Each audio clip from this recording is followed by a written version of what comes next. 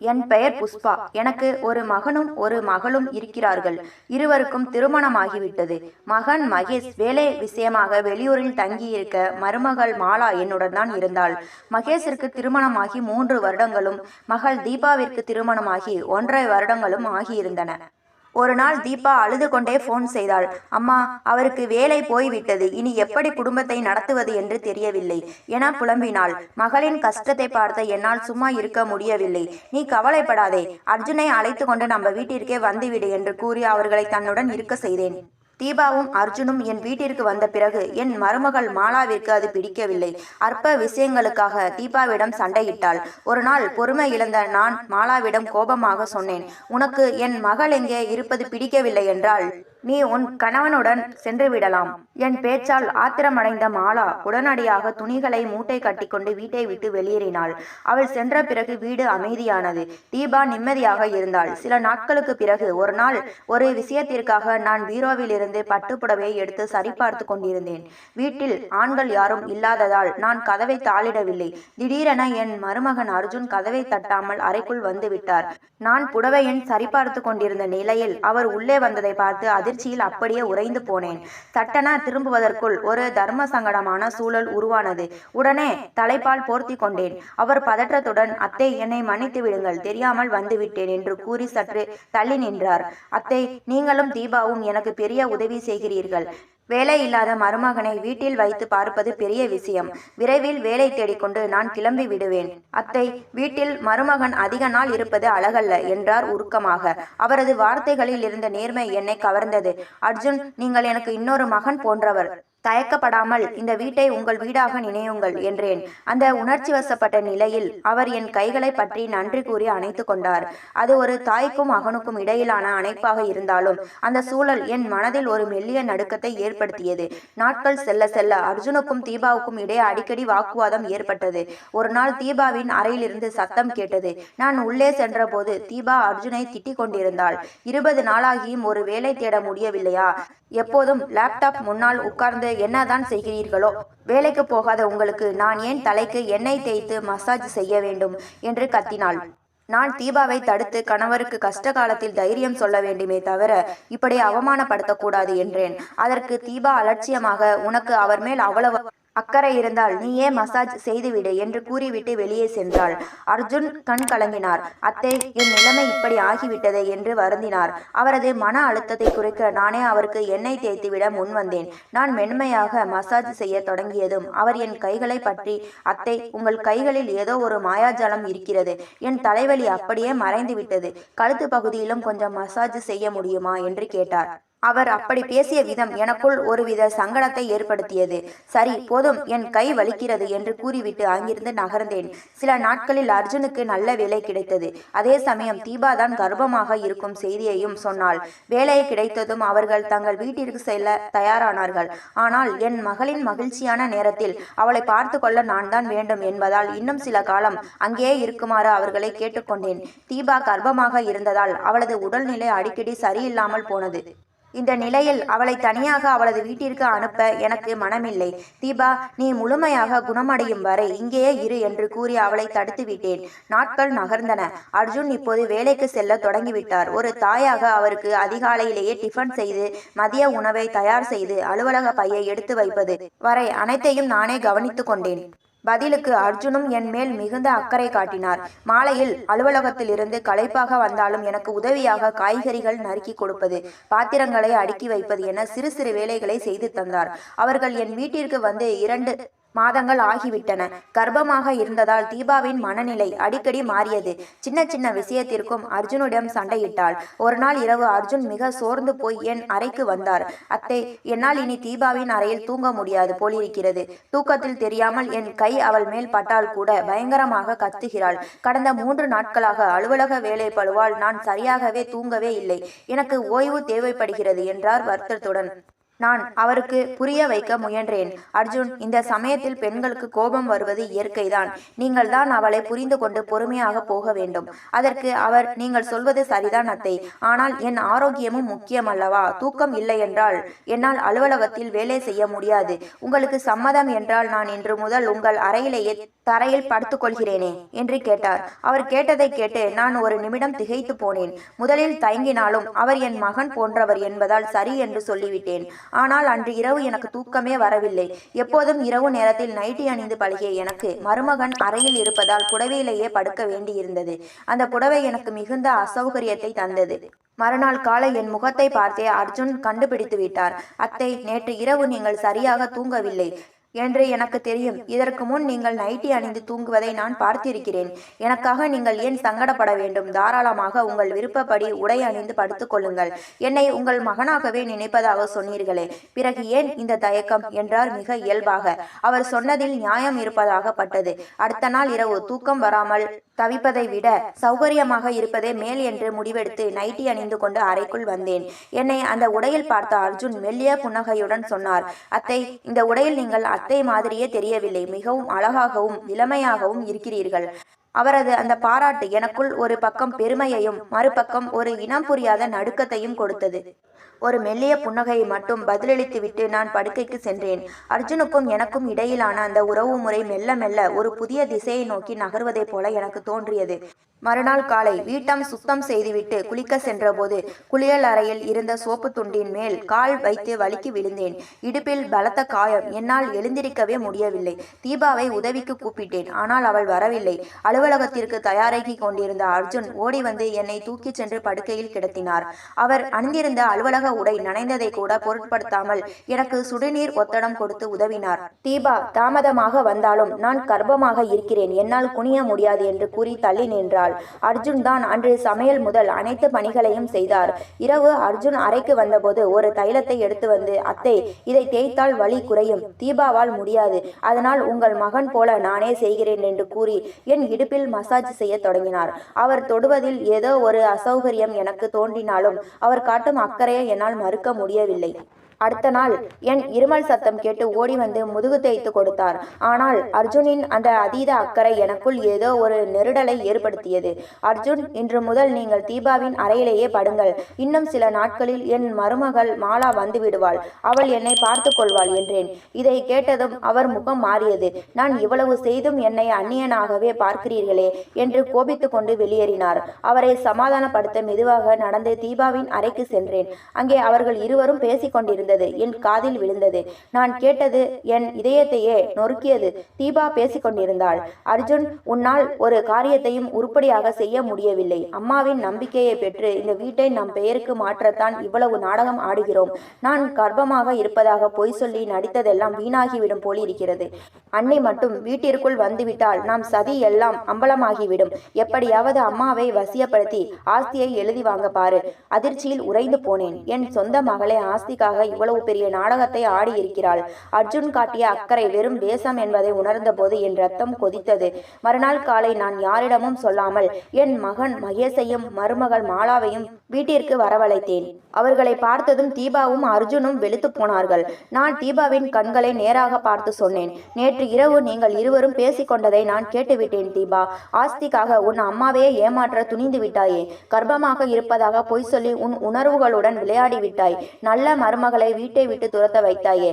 இதோ பார், இந்த வீட்டின் ஒரு செங்கல் கூட உனக்கு கிடையாது. அர்ஜுனை பார்த்து அந்நியன் என்று சொன்னதற்காக வருத்தப்பட்டீர்களே, இப்போது புரிகிறது. நீங்கள் உண்மையில் அந்நியர்தான். பணத்திற்காக எந்த எல்லைக்கும் செல்லும் உங்களை போன்றவர்கள் இந்த வீட்டில் இருக்க தகுதியற்றவர்கள் என்றேன். தீபா எவ்வளவோ கெஞ்சினாள். ஆனால் ஆசை யாரை விட்டது? யார் அன்பாகவும் உண்மையாகவும் இருக்கிறார்களோ அவர்களுக்குத்தான் இந்த வீடு சொந்தம். பணத்தை விட பாசமே பெரிய சொத்து என்று கூறி அவர்களை வீட்டை விட்டு வெளியேற சொன்னேன். என் மகன் மற்றும் மருமகளுடன் மீண்டும் என் வாழ்க்கை நிம்மதியாக தொடங்கியது. பணத்தின் மேல் இருக்கும் பேராசை ஒருபோதும் நிம்மதியை தராது. உண்மையான அன்புள்ள குடும்பமே ஒரு மனிதனின் மிகப்பெரிய சொத்து. தீபாவும் அர்ஜுனும் வீட்டை விட்டு வெளியேறிய அந்த நிமிடம் என் மனதில் ஒரு பெரிய பாரம் இறங்கியது போலிருந்தது. ஆனால் அதே சமயம் என் சொந்த மகளை எனக்கு இவ்வளவு பெரிய துரோகம் செய்ததை நினைத்து என் கண்கள் கலங்கின. என் மருமகள் மாலா ஓடி வந்து என் கைகளை பற்றி கொண்டாள். அத்தை, எங்களை மன்னித்து விடுங்கள். உங்கள் மனதை நாங்கள் காயப்படுத்தியிருந்தால் அதற்கு பொறுப்பு நாங்கள்தான். தீபா அப்படி செய்வாள் என்று நாங்கள் கனவிலும் நினைக்கவில்லை என்று கூறி விம்மினாள். என் மகன் மகேஷும் தலை குனிந்து நின்றான். நான் மகேஷை பார்த்து சொன்னேன், மகேஷ், சொத்துக்காக உன் தங்கை ஆடிய நாடகம் என் கண்களை திறந்து விட்டது. பெத்த தாயை விட ஆஸ்திதான் முக்கியம் என்று நினைத்த அவளுக்கு நான் கொடுத்த தண்டனை இது. உன்னை நான் தவறாக புரிந்து கொண்டேன். மாலாவை நான் வீட்டை விட்டு போக சொன்ன போது நீ அவளுக்கு துணையாக நின்றதுதான் ஒரு கணவனின் கடமை. அதை இப்போது உணர்கிறேன். அடுத்த சில நாட்களில் வீட்டின் சூழல் அப்படியே மாறியது. மாலா எனக்கு பணிவிடை செய்வதில் அர்ஜுனை விட 1000 மடங்கு உண்மையாக இருந்தாள். நான் விழுந்ததில் ஏற்பட்ட இடுப்பு வலிக்கு அவள் காட்டிய அக்கறை ஒரு மருமகளாக அல்லாமல் சொந்த மகளாகவே இருந்தது. ஒரு வாரம் கழித்து தீபாவிடமிருந்து ஒரு போன் வந்தது. அவள் அழுதாள். அம்மா, அர்ஜுனுக்கு கிடைத்த வேலை நிரந்தரம் இல்லாதது. இப்போது கையில் பணமும் இல்லை, இருக்க இடமும் இல்லை. எங்களை மன்னித்து மீண்டும் சேர்த்து கொள்ளம்மா என்று கதறினாள். என் மனம் ஒரு கணம் இலகினாலும் அவள் செய்த சதி என் நினைவுக்கு வந்தது. தீபா, நீ இன்னும் உன் தவறை உணரவில்லை. பணம் இல்லை என்பதற்காகத்தான் நீ இப்போது அழுகிறாய். ஆஸ்தி, ஆசை உன்னை ஒரு நாடகக்காரி ஆக்கிவிட்டது. கஷ்டப்பட்டு உழைத்து முன்னேறப்பார். அப்போதுதான் உழைப்பின் அருமை உனக்கு புரியும். இந்த வீட்டின் கதவு உனக்காக இப்போதைக்கு திறக்காது என்று உறுதியாக கூறி போனை வைத்தேன். சில மாதங்கள் கடந்தன. மாலா இப்போது உண்மையிலேயே கர்ப்பமாக இருந்தாள். அந்த செய்தி கேட்டதும் என் மகிழ்ச்சிக்கு எல்லையே இல்லை. முன்பு தீபா பொய் சொன்னபோது நான் அடைந்த மகிழ்ச்சியை விட இப்போது மாலா தரும் செய்தி எனக்கு பேரின்பத்தை தந்தது. மகன் மகேஷ் இப்போது வெளியூர் வேலையை விட்டுவிட்டு நம் ஊரிலேயே ஒரு நல்ல வேலையில் சேர்ந்தான்.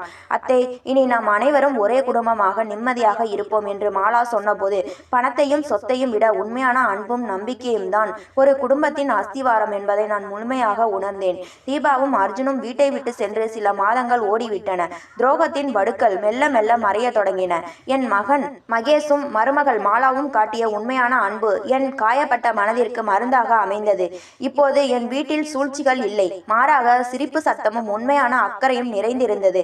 ஒரு நாள் மாலை நான் வாசலில் அமர்ந்திருந்த போது ஒரு ஆட்டோ வந்து நின்றது. அதிலிருந்து இறங்கிய உருவத்தை பார்த்து நான் அதிர்ந்து போனேன். அது தீபா. ஆனால் பழைய தீபா அல்ல. கலைந்த தலைமுடி, மெலிந்த உடல், கண்களில் ஒரு விதமான பயம் கலந்த ஏக்கம் தெரிந்தது. அவள் ஓடி வந்து என் காலடியில் விழுந்து கதறினாள். அம்மா, என்னை மன்னித்து விடு அம்மா. பணத்தின் மேல் இருந்த ஆசையில் நான் செய்த பாவம் இப்போது என்னை சுடுகிறது. அர்ஜுனுக்கு வேலை போய்விட்டது. நாங்கள் வாடகை கொடுக்க முடியாமல் ஒரு சின்ன அறையில் தங்கி இருக்கிறோம். சாப்பாட்டிற்கே கஷ்டப்படும் போதுதான் தாய் வீடு என்பதன் உண்மையான மதிப்பு எனக்கு புரிந்தது. அவள் சொல்ல சொல்ல என் உள்ளம் உருகியது. பெற்ற மனம் பித்து என்பார்களே, அது உண்மைதான். ஆனால் அவள் உண்மையிலேயே திருந்தி விட்டாளா என்பதை உறுதி செய்ய நினைத்தேன். அப்போது உள்ளிருந்து வந்த மாலா தீபாவை அப்படியே அணைத்து கொண்டாள். தீபா, நீ செய்ததை நினைத்து வருந்தாதே. ஒரு மனுஷியா தப்பு பண்றது இயல்புதான். ஆனா அதை உணர்ந்து வரதுதான் முக்கியம். அத்தை, தீபாவை உள்ளே வர சொல்லுங்க. அவ நம்ம வீட்டு பொண்ணு என்றாள் மாலா. மாலாவின் அந்த பெருந்தன்மை என்னை திகைக்க வைத்தது. தான் வெளியேற்றப்பட்டதற்கு காரணமானவளையே அவள் மன்னித்து ஏற்றுக்கொண்டாள். மகேஷ் முதலில் தயங்கினாலும் மாலாவின் பேச்சை கேட்டு தங்கையை ஏற்றுக்கொண்டான். அன்று இரவு அனைவரும் ஒன்றாக அமர்ந்து சாப்பிட்டோம். தீபாவிடம் நான் சொன்னேன், தீபா, இந்த ஆஸ்தியும் பணமும் என்னை விட உனக்கு முக்கியமாக தெரிந்ததுதான் உன்னுடைய வீழ்ச்சிக்கு காரணம். இப்போது நீயாக தேடி வந்திருப்பது என் சொத்துக்காக அல்ல, உன் தாயின் அன்புக்காக என்று நான் நம்புகிறேன். அர்ஜுனையும் வர சொல். அவர் உழைத்து முன்னேறட்டும். நாம் அனைவரும் ஒரே குடும்பமாக இருப்போம். அடுத்த சில நாட்களில் அர்ஜுனும் வந்து மன்னிப்பு கேட்டுக்கொண்டார். இப்போது அவர்கள் இருவருமே மாறிவிட்டனர். அர்ஜுன் ஒரு சாதாரண வேலையில் சேர்ந்து உழைக்க தொடங்கினார். தீபா இப்போது வீட்டின் வேலைகளில் மாலாவிற்கு துணையாக இருக்கிறாள். சில மாதங்களுக்கு பிறகு மாலாவிற்கு ஒரு அழகான ஆண் குழந்தை பிறந்தது. அந்த குழந்தையை தூக்கி கொண்டு தீபா என்னிடம் வந்தாள். அம்மா, அன்று நான் நடித்தது எவ்வளவு பெரிய பாவம் என்று இப்போது இந்த குழந்தையை பார்க்கும்போது உணர்கிறேன். என் அண்ணன் மகனை நான் உயிராக பார்த்து கொள்வேன் என்று கண் கலங்கினாள். வாழ்க்கை எனக்கு ஒரு பெரிய பாடத்தை கற்றுக் கொடுத்தது. பணம் என்பது வரும் போகும். ஆனால் விட்டு கொடுத்து வாழும் பண்பும் மன்னிக்கும் குணமும் தான் ஒரு குடும்பத்தை சொர்க்கமாக்கும். இப்போது என் வீடு வெறும் கற்களால் ஆன கட்டிடம் அல்ல, அது அன்பால் பிணைக்கப்பட்ட ஒரு ஆலயம். காலம் எல்லாவற்றையும் குணப்படுத்தும் என்பார்கள். மாலாவிற்கு பிறந்த அந்த அழகான ஆண் குழந்தை எங்கள் வீட்டின் ஒவ்வொரு மூலையிலும் மகிழ்ச்சியை தூவியது. தீபா தீபா இப்போது முற்றிலுமாக மாறிவிட்டாள். பழைய அகங்காரமோ ஆஸ்தி மீதான ஆசையோ அவளிடம் துளியும் இல்லை. மாலாவையும் குழந்தையையும் ஒரு தாயைப் போல பார்த்து கொண்டாள். அர்ஜுனும் இப்போது ஒரு தனியார் நிறுவனத்தில் சாதாரண வேலையில் சேர்ந்து கடினமாக உழைக்கத் தொடங்கினார். பழையபடி சொகுசு வாழ்க்கையை எதிர்பார்க்காமல் தன் உழைப்பில் கிடைக்கும் வருமானத்தில் திருப்தி அடைந்தார். ஒரு நாள் மாலை வேலை முடிந்து வந்த அர்ஜுன் என்னிடம் வந்து தயக்கத்துடன் நின்றார். அத்தை, ஒரு நிமிடம் பேசலாமா என்றார். நான் சம்மதமாக தலையாட்டினேன். அவர் தன் பையில் இருந்து ஒரு சிறு கவரை எடுத்து என் கையில் வைத்தார். இது என் இந்த மாத சம்பளம். அன்று ஆஸ்திக்காக உங்களை ஏமாற்ற நினைத்த கைகள் இன்று உழைத்து இந்த சிறிய தொகையை ஈட்டி இருக்கின்றன. இதை நீங்கள் தான் வாங்கிக் கொள்ள வேண்டும். இது என் பிராயச்சித்தம் என்று கூறி கண் கலங்கினார். அவரது கண்களில் தெரிந்த உண்மை என்னை நெகிழ வைத்தது. அர்ஜுன், நீங்கள் உங்கள் தவறை உணர்ந்து உழைக்க தொடங்கிவிட்டீர்களே, அதுவே எனக்கு பெரிய சொத்து. இதை வைத்து தீபாவிற்கு ஏதேனும் வாங்கி கொடுங்கள் என்று கூறி அவரை ஆசிர்வதித்தேன். அன்று இரவு தீபா என்னிடம் வந்து மெதுவாக பேசினாள். அம்மா, நான் செய்த பாவத்திற்கு மன்னிப்பு கிடையாது என்று எனக்கு தெரியும். ஆனால் ஒரு மகளாக இந்த வீட்டிற்கு நான் ஏதாவது செய்ய விரும்புகிறேன். அன்னைக்கு குழந்தை பிறந்த பிறகு அவளால் வீட்டு வேலைகளை முழுமையாக கவனிக்க முடியாது. இனி சமையல் முதல் துணி துவைப்பது வரை அனைத்து வேலைகளையும் நானே பார்த்து கொள்கிறேன். அன்னியை ஒரு மகாராணி போல நான் பார்த்து கொள்வேன் என்றார். அவள் சொன்னபடியே செய்தாள். மாலாவிற்கு சிறு கஷ்டம் கூட வராமல் தீபா பார்த்து கொண்டது எங்கள் இருவருக்கும் இடையிலான இடைவெளியை குறைத்தது. சில வாரங்களுக்கு பிறகு தற்செயலாக என் மகன் மகேஷிற்கு ஒரு வெளிநாட்டு வேலை வாய்ப்பு வந்தது. ஆனால் அவன் தயங்கினான். அம்மா, உங்களை இந்த நிலையில் தனியாக விட்டுவிட்டு என்னால் போக முடியாது என்றான். அப்போது மாலாதான் முன் வந்து சொன்னாள். ஏன் கவலைப்படுகிறீர்கள்? இங்கே தீபாவும் அர்ஜுனும் இருக்கிறார்கள். அவர்கள் நம்மை விட அத்தையை நன்றாக பார்த்து கொள்வார்கள் என்று எனக்கு நம்பிக்கை இருக்கிறது. நீங்கள் தைரியமாக போய் வாருங்கள். மாலாவின் அந்த நம்பிக்கைதான் அந்த குடும்பத்தின் உண்மையான வெற்றி. தீபா செய்த துரோகத்தை மறந்து அவளை முழுமையாக நம்பிய மாலாவின் குணத்தை கண்டு நான் வியந்து போனேன். மகேஷ் வெளிநாடு சென்றான். இப்போது வீட்டில் நானும் மாலா, தீபா மற்றும் அர்ஜுன் மட்டுமே. ஒரு காலத்தில் சண்டையிட்டு கொண்டிருந்த தீபாவும் மாலாவும் இப்போது நகமும் சதையும் போல இருக்கிறார்கள். ஒரு நாள் நான் என் உயிலை எடுத்து வந்தேன். அதை அனைவர் முன்னிலையிலும் கிழித்து போட்டேன். இந்த காகிதத்தில் எழுதி வைக்கும் சொத்துக்களை விட நீங்கள் இப்போது காட்டும் இந்த ஒற்றுமைதான் எனக்கு முக்கியம். நான் இறந்த பிறகு இந்த வீடு உங்கள் அனைவருக்கும் பொதுவானது. இதில் யாருக்கும் தனி உரிமை இல்லை. அனைவரும் சமம் என்றேன். அன்று முதல் எங்கள் வீட்டில் ஆஸ்தி என்ற சொல்லே ஒலிக்கவில்லை. அன்பு மட்டுமே ஆட்சி செய்தது. மகேஷ் வெளிநாடு சென்று சில மாதங்கள் ஆகிவிட்டன. வீட்டில் மாலா, தீபா, அர்ஜுன் மற்றும் நான் என ஒரு சிறிய அழகான உலகம் இயங்கிக் கொண்டிருந்தது. மாலாவின் குழந்தை ஆகாஷ் இப்போது தவள தொடங்கியிருந்தான். அவனது மழலை சிரிப்பு எங்கள் வீட்டின் பழைய கசப்புகளை முற்றிலுமாக துடைத்து எரிந்திருந்தது. அர்ஜுன் இப்போது தன் வேலையில் மிகவும் கவனமாக இருந்தார். ஒரு நாள் இரவு அவர் வீட்டுக்கு வந்தபோது முகம் வாடி போயிருந்தது. என்ன அர்ஜுன், ஏன் ஒரு மாதிரியாக இருக்கிறீர்கள் என்று கேட்டேன். அவர் தயங்கிவிட்டு சொன்னார். அத்தை, என் கம்பெனியில் ஒரு பெரிய கணக்கு வழக்கில் குளறுபடி நடந்திருக்கிறது. என் மேல் தவறு இல்லை என்று எனக்கு தெரியும். ஆனால் உண்மையாய் நிரூபிக்க என்னிடம் ஆதாரம் இல்லை. ஒருவேளை என் வேலை போனால் மீண்டும் நம் பழைய நிலைக்கு போய் விடுவோமோ என்று பயமாக இருக்கிறது. இதை கேட்டதும் தீபா பதறினாள். ஆனால் மாலா அமைதியாக இருந்தாள். அர்ஜுன், நீங்கள் நேர்மையானவர். உண்மையை நிரூபிக்க துணிச்சலாக போராடுங்கள். பணத்தை பற்றி கவலைப்படாதீர்கள். மகேஷ் அனுப்பிய பணம் கொஞ்சம் என்னிடம் இருக்கிறது. அதை வைத்து நாம் சமாளிக்கலாம் என்று தைரியம் கூறினாள். மறுநாள் காலையில் தீபா என்னிடம் வந்தாள். அவளது கையில் அவள் அணிந்திருந்த தங்க வளையல்கள் இருந்தன. அம்மா, இதை பெற்றுக்கொள். அர்ஜுன் தன் நேர்மையை நிரூபிக்க வக்கீல் செலவுக்கோ அல்லது வேறு ஏதாவதற்கோ பணம் தேவைப்பட்டால் இதை உபயோகப்படுத்திக் கொள்ளுங்கள். அன்று நான் இந்த ஆஸ்திக்காக தான் உங்களை ஏமாற்றினேன். இன்று என் கணவரின் மானத்தை காப்பாற்ற இந்த நகைகள் எனக்கு முக்கியமில்லை என்றாள். அவள் கண்களில் தெரிந்த அந்த தெளிவு அவள் எவ்வளவு தூரம் மாறிவிட்டாள் என்பதை எனக்கு உணர்த்தியது. தீபாவின் நகைகளை நான் வாங்கவில்லை. ஆனால் அவளது அந்த எண்ணமே ஒரு பெரிய வெற்றியாக எனக்கு தெரிந்தது. அர்ஜுன் சளைக்காமல் போராடினார். கம்பெனியில் நடந்த முறைகேடுகளை தக்க ஆதாரங்களுடன் நிர்வாகத்திடம் நிரூபித்தார். அவரது நேர்மையை பாராட்டி நிர்வாகம் அவருக்கு பதவி உயர்வு வழங்கியது. சந்தோஷத்துடன் வீட்டுக்கு வந்த அர்ஜுன் முதலில் வந்து என் காலில் விழுந்தார். அத்தை, உங்கள் ஆசீர்வாதமும் மாலா அன்னை கொடுத்த தைரியமும் தீபாவின் தியாக உணர்வும் தான் என்னை இன்று நிமிர்த்தி வைத்திருக்கிறது என்றார். அன்று இரவு நாங்கள் அனைவரும் ஒன்றாக மொட்டை மாடியில் அமர்ந்து நிலாசோறு சாப்பிட்டோம். தூரத்தில் இருந்து மகேஷ் வீடியோ காலில் இணைந்திருந்தான். அம்மா, என் தங்கையும் மருமகனும் உங்களை இவ்வளவு நன்றாக பார்த்து கொள்கிறார்கள் என்று நினைக்கும் போது எனக்கு பெருமையாக இருக்கிறது என்றான் மகேஷ். நான் சிரித்து கொண்டே சொன்னேன். மகேஷ், சொத்து என்பது வெறும் காகிதம்தான். ஆனால் ஒரு கஷ்டம் வரும்போது ஒருவருக்கொருவர் தோள் கொடுத்து நிற்கிறோமே, அதுதான் உண்மையான பலம். இன்று என் குடும்பம் ஒரு இரும்பு கோட்டை போல இருக்கிறது. இதில் துரோகத்திற்கு இடமில்லை, அன்பிற்கு மட்டுமே இடம் உண்டு. எங்கள் வீட்டின் விளக்கு அன்று வழக்கத்தை விட அதிக வெளிச்சத்துடன் எரிந்தது. அது ஒரு கட்டிடத்தின் வெளிச்சம் மட்டுமல்ல, கனிந்த மனங்களின் பேரொளி. இது போன்ற கதைகளை தொடர்ச்சியாக கேட்க லைக் பண்ணுங்கள், ஷேர் பண்ணுங்கள், கமெண்ட் பண்ணுங்கள். மறந்து விடாமல் சப்ஸ்கிரைப் பண்ணுங்கள்.